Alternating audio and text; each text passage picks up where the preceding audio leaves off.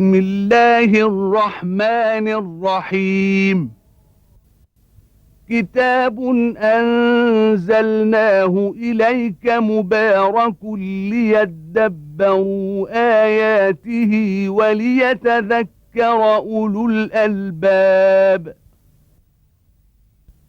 صدق الله العظيم.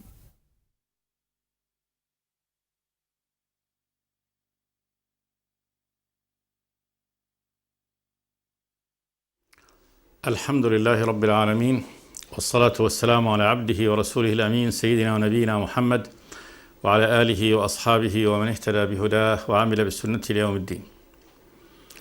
وبعد، فيقول الله تبارك وتعالى: قل أطيعوا الله وأطيعوا الرسول فإن تولوا فإنما عليه ما حمل وعليكم ما حملتم وإن تطيعوه تهتدوا وما على الرسول إلا البلاغ المبين.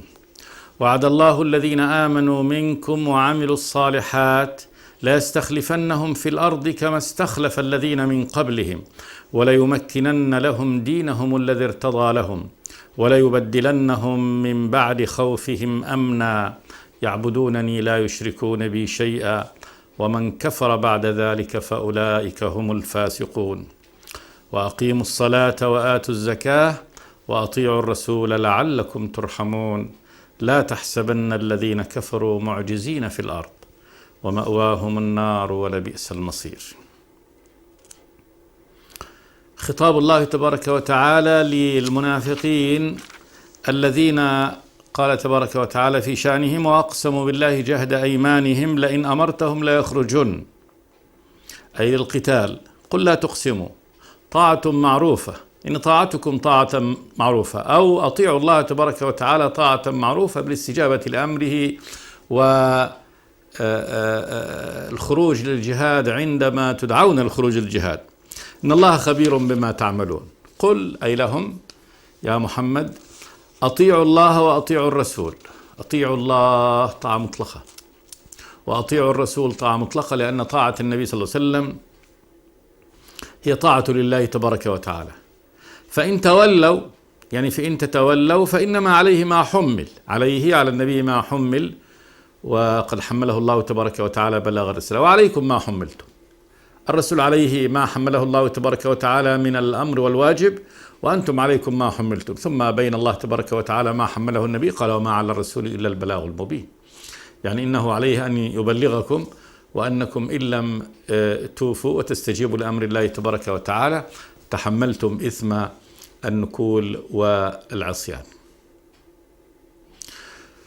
ثم بشرهم الله تبارك وتعالى بهذه الطائفة المؤمنة التي كلفت بقتال العالم وأن تنشر هذا الدين في كل الآفاق، أن الله تبارك وتعالى منجز وعده سبحانه وتعالى لهم. قال: وعد الله الذين آمنوا منكم وعملوا الصالحات ليستخلفنهم في الأرض كما استخلف الذين من قبلهم وليمكنن لهم دينهم الذي ارتضى لهم وليبدلنهم من بعد خوفهم أمنا يعبدونني لا يشركون بي شيئا ومن كفر بعد ذلك فأولئك هم الفاسقون.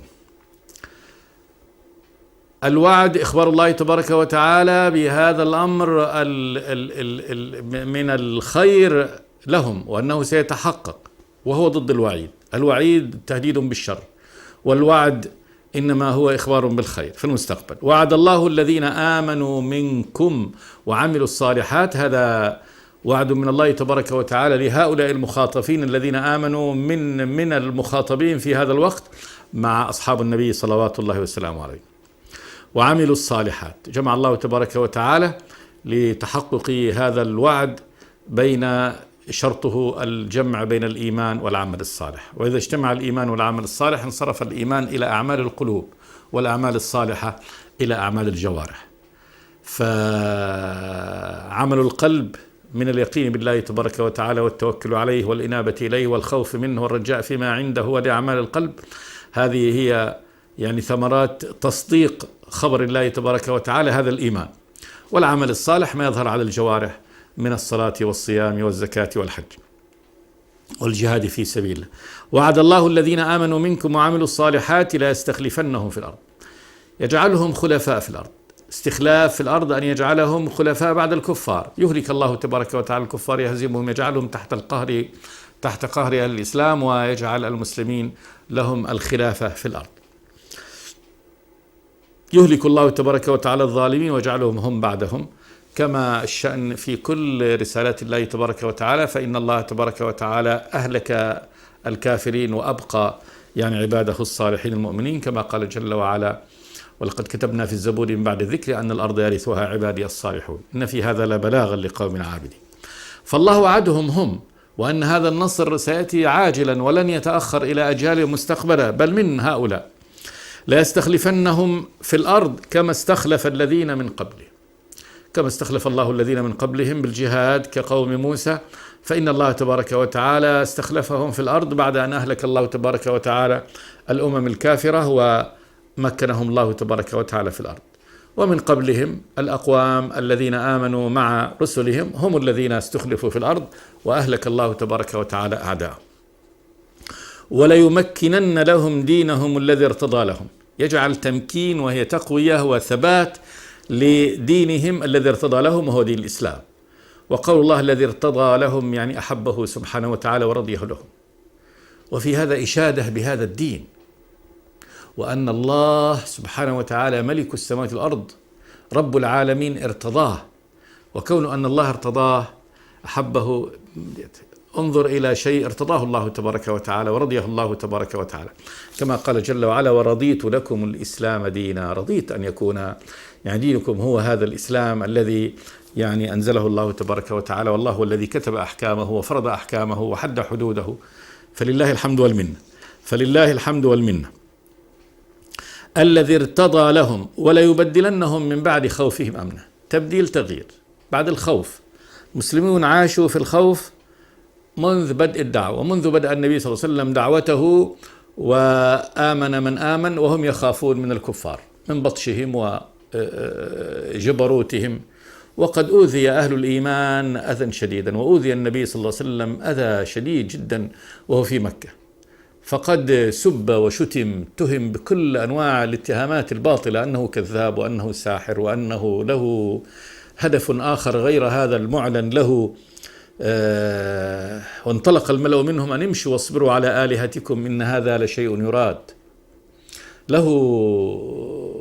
له هدف آخر. وقالوا ساحر كذاب على النبي صلوات الله والسلام عليه. وإذا رآك الذين كفروا يتخذونك إلا هزوا أهذا الذي بعث الله رسوله إن كاد ليضلنا عن آلهتنا لولا أن صبرنا عليها. ويقولون إنه لمجنون، فاتهامه بالجنون وبالسحر وبالكهانة وأنه كاهن وأنه افترى هذا القرآن واكتتبه من أقوام آخرين، صنوف عظيمة جدا من الأذى، ثم طرده ورده كما يعني فعل الكفار معه في يوم الطائف، فإنهم ردوا عليه ردا شنيعا عندما قال له قائلهم: ألم يجد الله غيرك ليبعثه إلينا؟ وقال آخر: والله إنك يعني إن كنت كاذبا فأنت أحقر من أن أرد عليك، وإن كنت صادقا فأنت أعظم من أن أرد عليك. طردوه من عندهم حتى دون تقديم أي نوع حتى من الضيافة التي يعني عرف بها العرب لكل ساقط ولاقط، كل من يسقط عليهم وينزل بساحتهم مهما كان يعني يكرموه ويضيفوه. لكن هذا النبي الشريف الكريم العظيم سيد ولد آدم صلوات الله والسلام عليه ينزل بساحتهم فلا يجد حتى منهم يعني شيء من إكرام الضيف، وقد أتاهم النبي من مكة إلى الطائف ماشيا على قدميه صلوات الله والسلام عليه، أمور عظيمة جدا. وأما من كانوا مع النبي صلى الله عليه وسلم فإنهم شتتوا في الأرض وضربوا وأهينوا وعذبوا، وقتل منهم من قتل كسمية رضي الله تعالى عنها، وحرق من حرق منهم بالنار، وصبروا على هذا. هذا خباب بن أردت يقول: أتيت إلى النبي صلى الله عليه وسلم وهو متمسد بردة له في ظل الكعبة، فقلت: يا رسول الله ألا تستنصروا لنا، ألا تدعو لنا، يعني اطلب لنا النصر من الله تبارك وتعالى. يقول: فقعد النبي صلى الله عليه وسلم فذكرهم بمن كان قبلهم، قال: إن من كان قبلكم كان يؤتى أحدهم بالمنشار فيوضع على مفرق رأسه حتى يقع في القتين، ما يرده ذلك عن دينه، ويمشط بأمشاط الحديد ما بين عظمه ولحمه، لا يرده عن ذلك عن دينه. ثم قال والله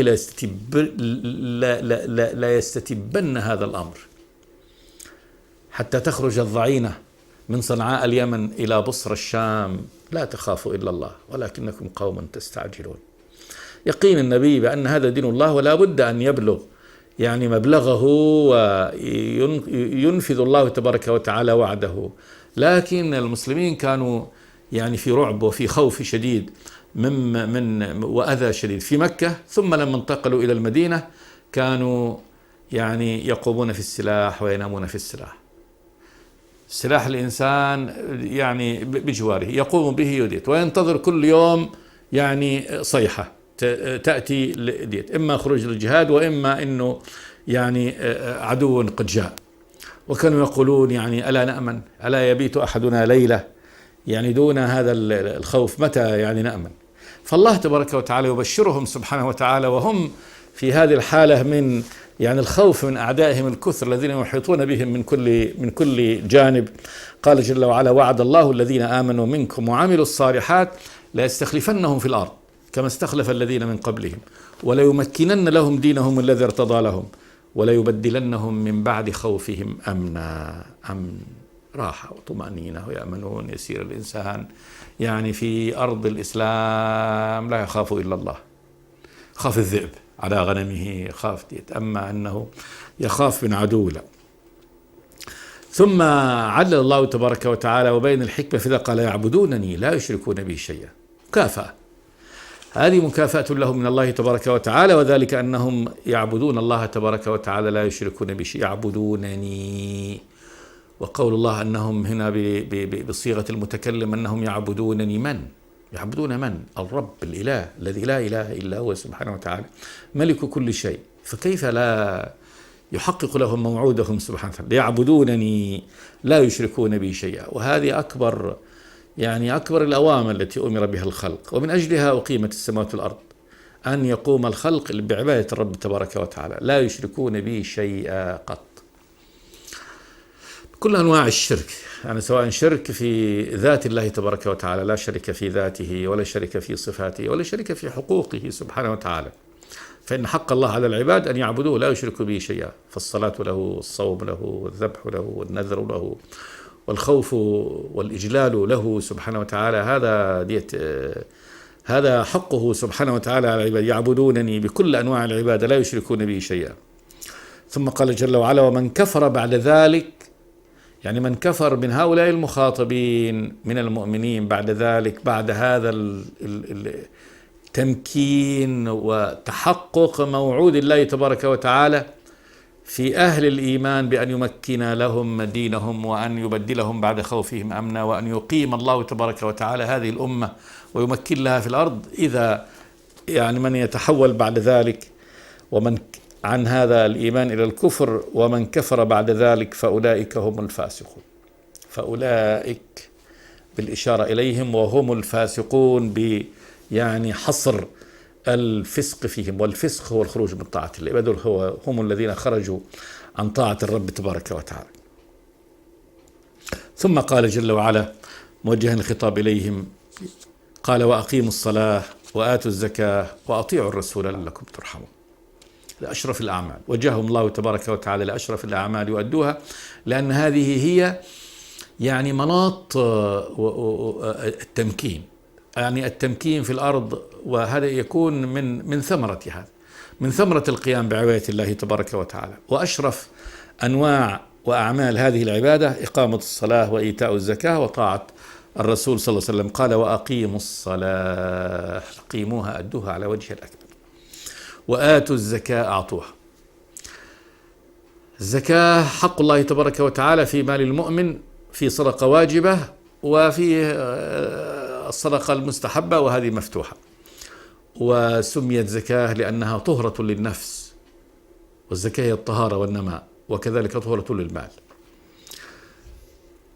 وأطيعوا الرسول، الأمر بطاعة النبي صلى الله عليه وسلم الرسول لعلكم ترحمون. طاعة الرسول طاعة الله تبارك وتعالى، طيعوه فيما أمركم به، ولا هناك قيد يقيد طاعة النبي صلوات الله وسلامه عليه، لا فيما يأمر به يعني من عبادة الله تبارك وتعالى، ولا هو فيما يأمر به من شؤون نفس الإنسان، إنه افعل هذا ديت من شأن نفسه. لا خيار للإنسان في نفسه إذا أمر الله وإذا أمر النبي صلى الله عليه وسلم وأمر الله تبارك وتعالى، كما قال جل وعلا: وما كان لمؤمن ولا مؤمنة معنى الآية أن يكون لهم الخيرة من أمرهم إذا قضى الله ورسوله أمرا، وما كان لمؤمن ولا مؤمنة إذا قضى الله ورسوله أمرا أن يكون لهم الخيرة من أمرهم. فإذا قضى الله تبارك وتعالى بأمر أو قضى رسوله صلى الله عليه وسلم بأمر في شأن هذا المؤمن: طلق زوجتك، أمسك عليك زوجك، اخرج بشيء من مالك، تصدق بهذا، افعل هذا، اخرج إلى الجهاد، أدي زوجتك حقها، أطلق عبدك، هذا أعتقه، خلاص ما له أي أن ينكل عن ذلك أو أن يكون له الخيرة في أن يأخذ أمر النبي أو لا يأخذ أمر النبي. فأمر النبي واجب الأخذ به، سواء في الحكم بين المتخاصمين أو في الحكم في شأن ديت، مثل ما قال النبي: الذين تخلفوا عن الغزوة لا يتكلم أحد معهم ولا ديت، وقل لزوجتك يعني لا تقربك زوجتك طيلة هذه المدة. الأمر ليس له الخيرة أن يقول: لا والله ابقي عندي أيتها الزوجة، أو أن يأتي قريبه يكلمه. كان الشخص يشوف قريبه، كعب بن مالك أتى ابن عمه وهو أحب الناس إليه، هو أتاه يقول: والله سلمت عليه يعني فما رد عليه السلام، وأول ما فتح له بيته وتسور بيته ودخل عليه وقال له: يا فلان أتشهد أني أحب الله ورسوله؟ أتعلم أني أحب الله ورسوله؟ يقول: فالله ما رد علي، ويكرر عليه يقول: أناشدك الله، ثم في النهاية يقول: الله تعالى أعلم. ما يتواترك الأمر. فأي أحد يأمره الرسول صلى الله عليه وسلم يجب أن يطيع أمره. فقال تبارك وتعالى: وأطيعوا الرسول لعلكم ترحمون. لعل للترجي، الترجي بحسب العبد هنا، لعلك إذا اتخذت هذا السبيل وسرت هذا المسار يعني رحمك الله تبارك وتعالى. ترحمون، رحمة من الرب تبارك وتعالى، ورحمة الله تشمل يعني الإنقاذ من النار ودخول دار رحمته ومستقره الجنة. ثم قال جل وعلا: لا تحسبن الذين كفروا معجزين في الأرض ومأواهم النار ولبئس المصير.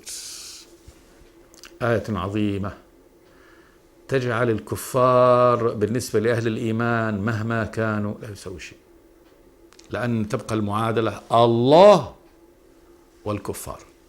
قال: لا تحسبن الذين كفروا معجزين في الأرض. لا تحسبن، لا تظنن، الحسبان الظن. الذين كفروا أيا كانوا، والله قال: الذين كفروا أيا كان هؤلاء مشركي العرب أو الفرس أو الروم أو غيرهم من تلك الأمم التي يعني كانت تناول الإسلام أو اليهود أو غيرهم. لا، قال: لا تحسبن الذين كفروا معجزين في الأرض. معجزين يعني الرب، يعني أنهم يعجز الله تبارك وتعالى، يكون الرب تبارك وتعالى عاجزا على أن ينتصر عليهم وأن ينصر عباده المؤمن عليهم. لا يمكن أن يعجز الله تبارك وتعالى ويجعل الله تبارك وتعالى في مقام العجز في أن يعني يديلهم أن ينصر أهل الإسلام عليهم، وأنهم يغلب الرب ويغلب دينه ويغلب دينه. لا، مستحيل هذا. لا تحسبن الذين كفروا معجزين في الأرض، فائتين الله تبارك وتعالى، أنهم يفوتونه أو أنهم يغلبونه ويغلبون رسله سبحانه وتعالى، وأن الغلبة تكون لهم. لا تحسبن الذين كفروا معجزين في الأرض.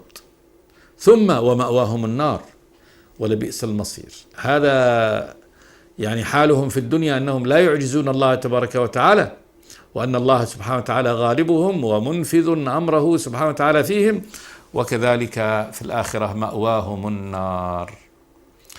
المأوى هي ما يلجأ إليه الإنسان للراحة والهدوء واليد،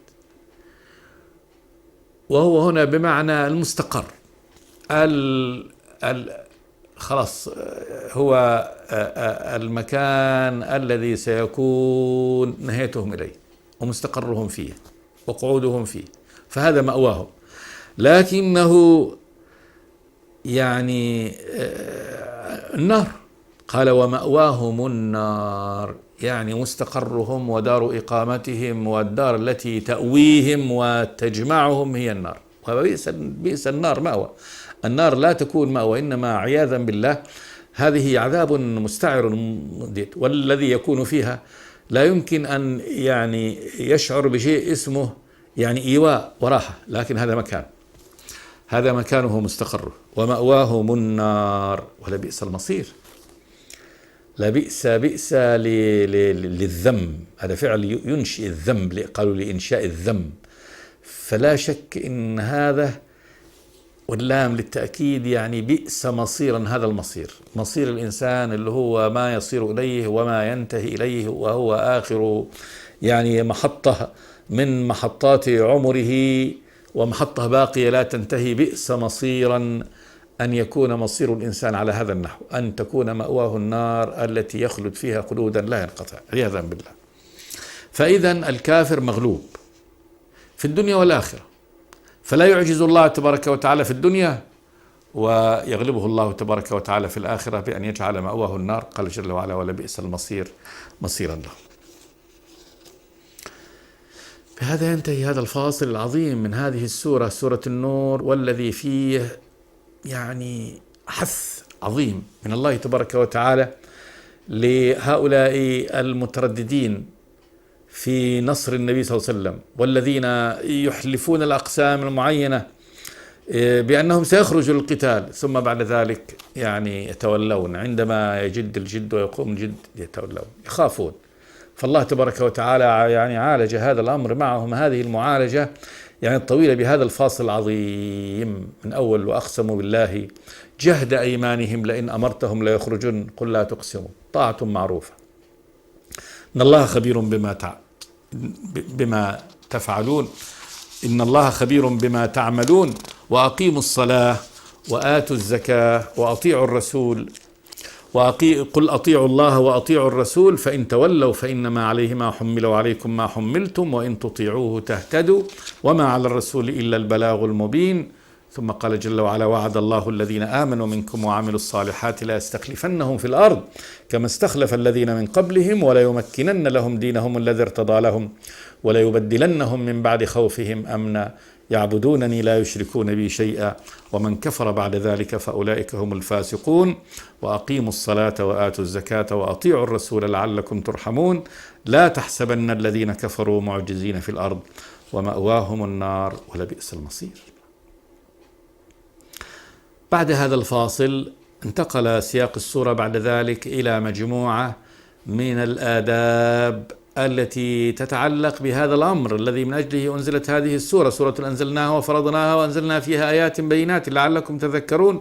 الزاني والزاني فاجلدوا كل واحد منهما 100 جلدة. السورة التي نزلت بخصوص حادث الإفك وما رتب الله تبارك وتعالى على ذلك من هذه الأحكام العظيمة، بدءا بحكم الزاني، حكم القذف، ما الموقف الذي كان ينبغي أن يوقف في قضية الإفك، فضح ما يعني الذين قاموا بهذا الإفك وبيان العقوبة الإلهية لهم يعني في الدنيا والآخرة، ثم مجموعة من يعني الاستئذان في من خارج البيوت، ثم الأمر بالعفة والعفاف وغض البصر للرجال والنساء، ثم الزينة التي يجب أن يتخذها يعني النساء في تغطية زينتهن، ثم بعد ذلك بيان أن يعني الله نور السماوات والأرض، كيف نور الله تبارك وتعالى في قلب عباده المؤمنين وكيف مصير هؤلاء الكفار. ثم جاء هذا الفاصل من بيان آيات الله تبارك وتعالى، ثم فاصل في هؤلاء المنافقين الذين يعني يتشدقون بالطاعة في وقت يعني الهدوء والسلم، ثم إذا جد الجد يعني لا يستجيبون لأمر الله تبارك وتعالى. ثم جاء السياق مرة ثانية إلى بيان صفة الاستئذان داخل البيوت، كيف يعني يكون حال الاستئذان. خلصنا من الاستئذان خارج البيوت، الاستئذان هنا يعني من داخل البيوت. قال جل وعلا: يا أيها الذين آمنوا ليستأذنكم الذين ملكت أيمانكم والذين لم يبلغوا الحلم منكم 3 مرات من قبل صلاة الفجر وحين تضعون ثيابكم من الظهيرة ومن بعد صلاة العشاء 3 عورات لكم ليس عليكم ولا عليهم جناح بعدهن طوافون عليكم بعضكم على بعض كذلك يبين الله لكم الآيات والله عليم حكيم. وإذا بلغ الأطفال منكم الحلم فليستأذنوا كما استأذن الذين من قبلهم كذلك يبين الله لكم آياته والله عليم حكيم. يا أيها الذين آمنوا خطاب من الله تبارك وتعالى لعباده المؤمنين بهذا الوصف، يا أيها الذين آمنوا، الذي فيه حض على العمل. يا مؤمن، يا من آمنت، إذن افعل، وكذلك إلزام بالعمل. يا أيها الذين آمنوا من مقتضى إيمانكم طاعة الله تبارك وتعالى، فهذا أمر، هذا أمر يأمركم به أو نهي ينهاكم عنه، فاستجيبوا لأمره لأنكم أهل الإيمان. يا أيها الذين آمنوا ليستأذنكم الذين ملكت أيمانكم بلام الأمر. والاستئذان هو يعني طلب الإذن في الدخول. ليستأذنكم الذين ملكت أيمانكم وهم عبيدكم وأرقاؤكم. وسمي ملك يمين لأنه يعني اليمين هي القابضة، والإنسان يقول يملك هذا الأمر بيمينه فكأنه بالتصرف فيه بيعا وشراء وهبة. ليستأذنكم الذين ملكت أيمانكم والذين لم يبلغوا الحلم منكم. الذين لم يبلغوا الحلم يعني ما بلغوا مبلغ يعني الرجال، وهو يعني سن الاحتلام بالنسبة للرجال وسن البلوغ بالنسبة للنساء وهو الحيض. 3 مرات في 3 مرات في 3 أوقات، 3 مرات. قال جل وعلا: من قبل صلاة الفجر وحين تضعون ثيابكم من الظهيرة ومن بعد صلاة العشاء. ثم قال جل وعلا: 3 عورات لكم. يستأذن الصغير المميز وكذلك العبيد، رجالا كانوا ونساء. العبيد إذا دخلوا على يعني سادتهم، والصغار من سن التمييز إلى ما قبل البلوغ يجب أن يستأذنوا إذا دخلوا غرف ودور يعني الكبار، كبار السن من آبائهم وأمهاتهم، في هذه الأوقات ال3 فقط دون سائر يعني اليوم والليلة. 3 مرات من قبل صلاة الفجر، الوقت اللي هو قبل صلاة الفجر. إذا أحب هذا الطفل المميز أو العبد أو الأمة أن تدخل على يعني أبيها على سيدها يجب أن يعني يستأذن. والاستئذان، صفة الاستئذان هو السلام عليكم، أدخل، إلقاء التحية أولا، ثم طلب الإذن بالدخول، أدخل، السلام عليكم. إذا قيل له عليكم السلام يقول أدخل، فإذا قيل له أدخل يدخل، قيل له قف أو ارجع يرجع. فيستأذنوا 3 مرات. الله قال: من قبل صلاة الفجر وحين تضعون ثيابكم من الظهيرة. ومعنى وضع الثياب اللي هو التخفف من الثياب لنوم الظهيرة في الوقت الذي يكون وقت الخيلولة، وقت ما بين الظهر والعصر، غالبا ما يرتاح الناس فيه، وخاصة في يعني البلاد الحارة. ومن بعد صلاة العشاء كذلك، من بعد صلاة العشاء في هذا الوقت الذي يكون لسه الناس يعني يتهيئون للنوم، فلا يدخل في هذه الأوقات ال3 إلا بالاستئذان. ثم قال الله تبارك وتعالى: 3 عورات لكم. يعني هذه 3 عورات، لأن الوقت لسه يكون ما وقت نوم ولا إغلاق دور ولا نحو ذلك، فيكون الإنسان ربما يكون يعني هذا الكبير قد ظهرت بعض عورته، الأب، الأم، الإخوة الكبار. قال جل وعلا: 3 عورات لكم ليس عليكم ولا عليهم جناح بعدهن. بعد هذه ال3 أوقات فلا جناح في أن يدخل الصغير المميز وكذلك العبيد والإماء على ذويهم دون استئذان. طوافون عليكم بعضكم على بعض، يعني أن الله تبارك وتعالى خفف الاستئذان ما جعله في كل وقت، لأنه بالطواف أن الأبناء والبنات يدخلون على أبائهم وأمهاتهم في يعني هذه الأوقات الكثيرة. يتعلق إن شاء الله نقف عند هذا ونكمل هذه الآية إن شاء الله في الحلقة الآتية. أصلي وأسلم على عبد الله ورسوله محمد. بسم الله الرحمن الرحيم. كتاب أنزلناه إليك مبارك ليدبروا آياته وليتذكر أولو الألباب. صدق الله العظيم.